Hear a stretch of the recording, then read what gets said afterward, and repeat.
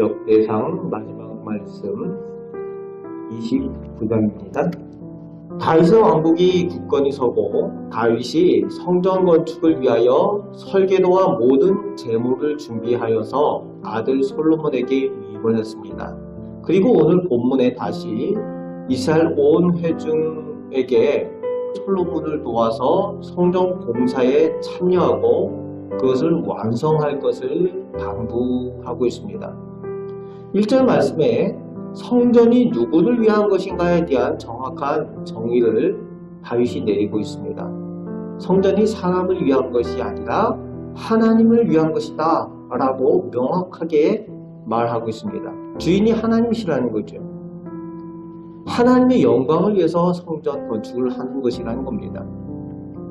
자칫 이 백성들이 사람의 영광을 위한 것으로 오해할까봐 다윗이 이것을 명확하게 하고 있는 겁니다. 다윗을 위해서 또는 솔로몬의 영광을 위해서 하는 것이 아닌가 라고 백성들이 오해할까봐 이것은 사람을 위한 것이 아니라 하나님을 위한 것이다, 하나님의 것이다, 하나님의 영광을 위한 것이다 라고 명확하게 이스라엘 백성들, 지도자들 앞에서 선포를 하고 있는 것입니다. 오늘도 우리 교회들이 성전 건축을 할 때에 그 성전 건축의 그 주인이 하나님이심을 고백해야 됩니다. 성전 건축이 하나님을 위한 것임을 온전히 인식을 해야 된다는 거죠. 그래서 조심스러운 것들이 많이 있습니다. 어떤 분들 그래요. 내가 교회를 몇 개를 지었다. 그럼 성전을 얼마나 지었다. 뭐 이런 이야기들.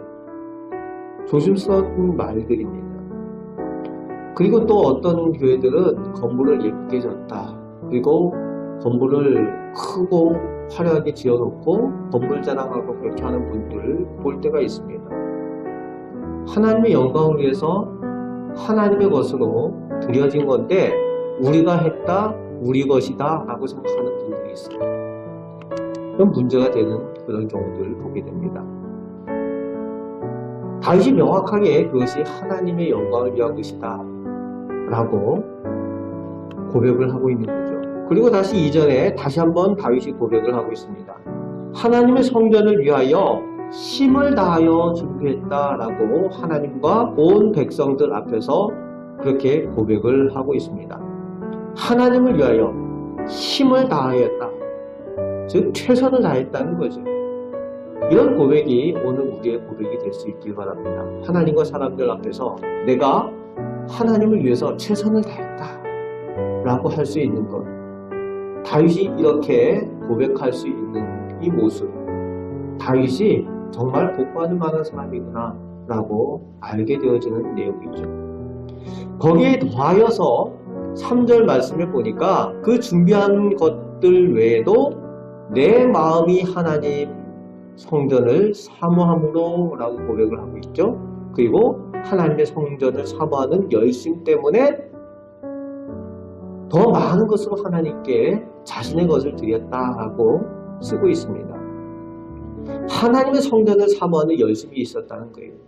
의무적으로 하는 것이 아니라 형식적인 것이 아니라 사모하는 열심, 하나님을 사모하는 열심, 하나님의 교회를 사모하는 열심, 그 열심을 가지고 그렇게 하나님 앞에 서다 보니까 하나님 앞에 그 예물을 즐겁게 드리는 거예요.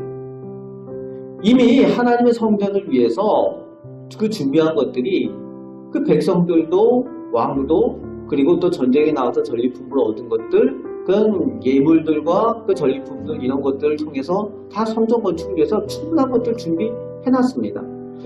그런데 거기서 더하여 하나님의 성전, 주님을 얼마나 사모하는지 더욱 기쁘게 자신의 사위를 하나님께 드렸다라고 3절에서 5절까지 그것을 이스라엘 백성들 앞에 고백을 하고 있는 거죠. 이런 고백을 이스라엘 지도자들 앞에서 왕인 자신이 그렇게 앞서서 섬긴다, 솔선수범한다라고 고백을 하면서 거기에 함께 참여하자고, 동참하자고 그렇게 독려를 하고 있습니다. 같이 동참하자는 거예요. 하나님의 성전을 사모합시다. 함께 기쁘게 하나님 앞에 드립시다. 누가 그 손에 채워서 즐거이 하나님께 드리겠습니까? 라는 그 요청을 하고 있는 거죠.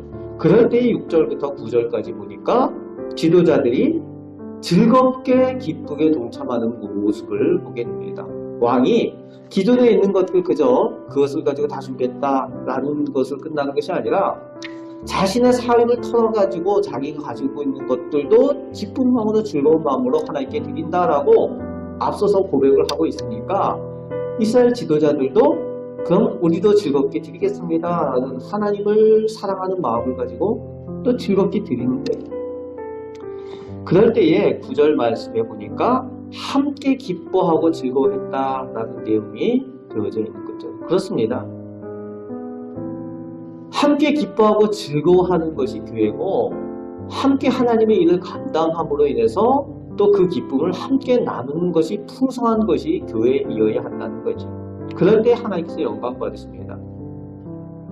여호와의 성전을 건축하는 일에 단지 여기서뿐만이 아니라 모세가 성막을 세울 때에도 그때도 이스라엘 백성들이 즐거이 기쁜 마음으로 자원하여서 하나님께 드리는 것들이 있을 때에 그것을 통해서 하나님의 성막이 완성되었었고, 그때도 온 백성이 함께 기뻐하는 일들이 있었는데, 오늘 성전을 건축하는 일에 있어서도 이스라엘 백성들, 이스라엘의 지도자들이 그렇게 즐거이 자원하여 드리는 그 기쁨이 있을 때에 함께 기뻐하고 즐거워하는 모습이 보여진다는 겁니다.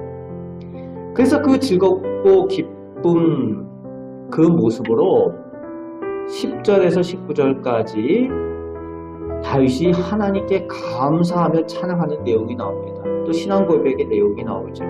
이 즐겁고 기쁘게 드린 그 이유가 12절, 17절 말씀을 보니까 다 주께로부터 말미암았다라는 그 고백 가운데 있죠.